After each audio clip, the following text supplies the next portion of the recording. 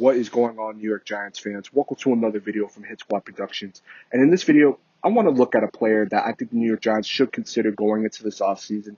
I think you could get this player on a cost-effective deal, and I think this player could help out this offense whether you decide to keep a player like Evan Engram or not. And that is tight end Gerald Everett from the Los Angeles Rams. Now, the Los Angeles Rams drafted Gerald Everett in the second round of the 2017 draft, and he's been a solid player for them.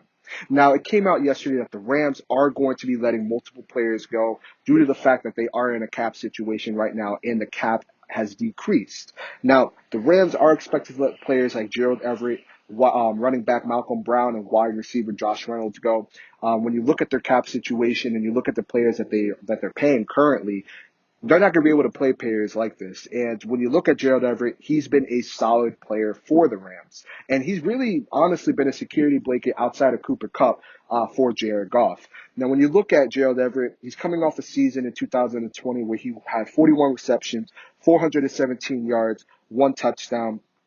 Gerald Everett is a solid player. Now, obviously, he's not the same build as Evan Engram. He's not the speedster that Evan Engram is. I know a lot of Giants fans are considering the fact that the Giants may consider Kyle Pitts out of the University of Florida with that 11th overall pick.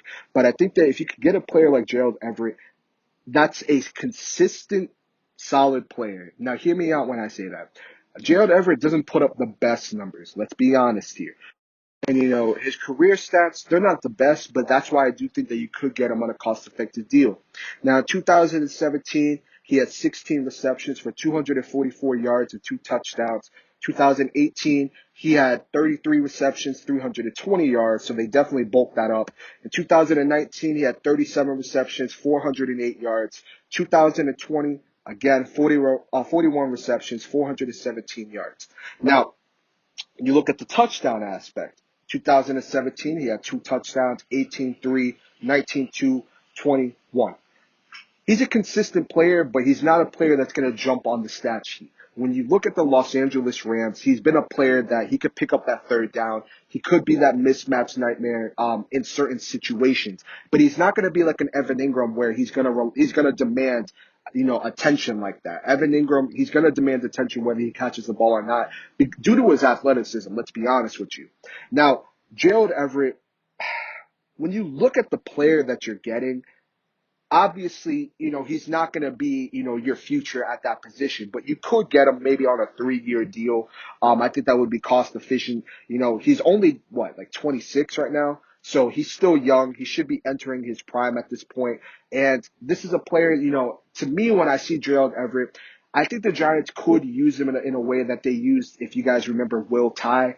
Will Tye, he wasn't the best tight end, but he was a consistent tight end for us, in my opinion. And when you look at Gerald Everett, with Evan Engram being a giant question mark, I know we picked up his 5th-year option, and a lot of Giants fans are tired of him. But with him being a giant question mark, we don't know what the Giants are going to do at that position. And when you look at Gerald Everett could really help out this offense in a sense where if we can get a player with the 11th overall pick at wide receiver, this is only going to help out this offense. Then you're looking at a situation where, let's say the Giants go get a Jalen Waddle. You have Jalen Waddle, Darius Slayton on the outside. You could put Gerald Everett in the slot, or you could put whether they decide to go two tight end set.